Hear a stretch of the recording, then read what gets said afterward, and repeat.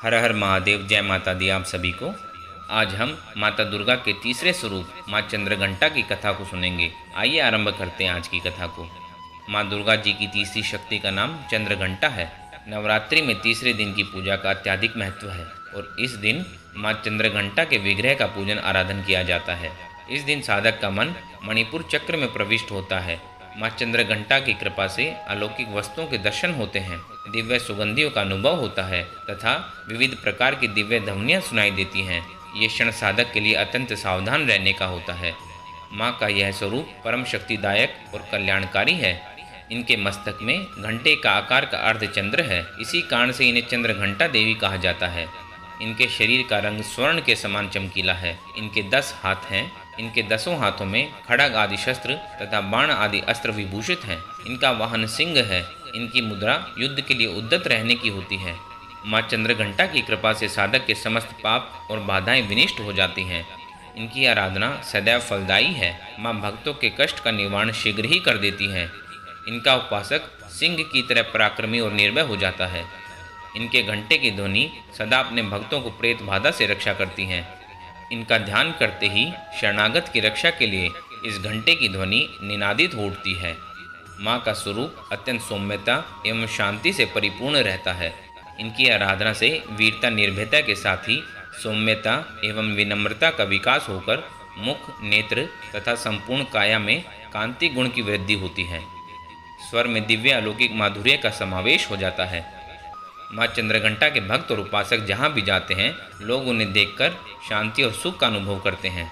माँ के आराधक के शरीर से दिव्य प्रकाशयुक्त परमाणुओं का अदृश्य विकिरण होता रहता है। यह दिव्य क्रिया साधारण चक्षुओं से दिखाई नहीं देती, किंतु साधक और उसके संपर्क में आने वाले लोग इस बात का अनुभव भली भांति कर सकते हैं। आइए अब माँ चंद्रघंटा की कथा को सुनते हैं। देवताओं और असुरों के बीच लंबे समय तक युद्ध चला। असुरों का स्वामी महिषासुर था और देवताओं के इंद्र।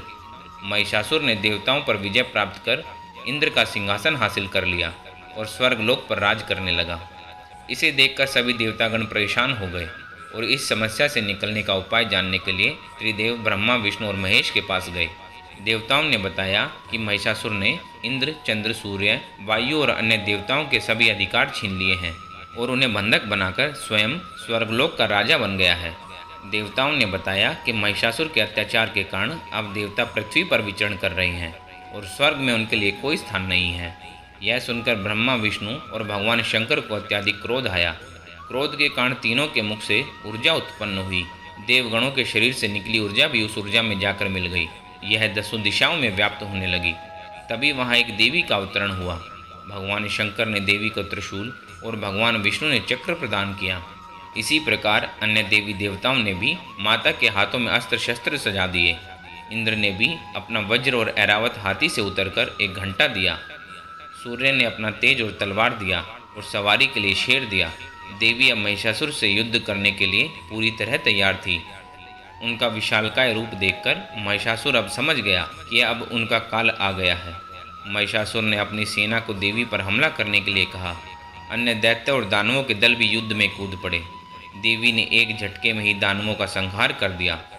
इस युद्ध में महिषासुर तो मारा ही गया, साथ में अन्य बड़े दानव और राक्षसों का भी संहार माँ ने कर दिया।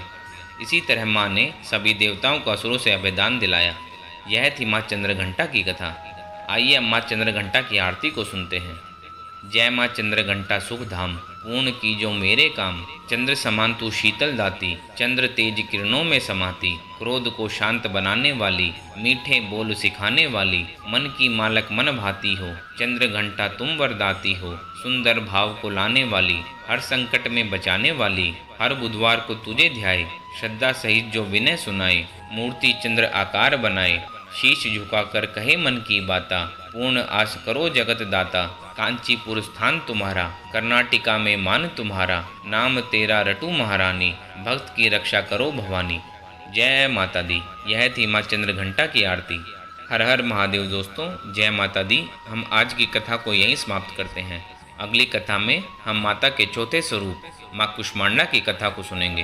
हर हर महादेव। जय माता दी।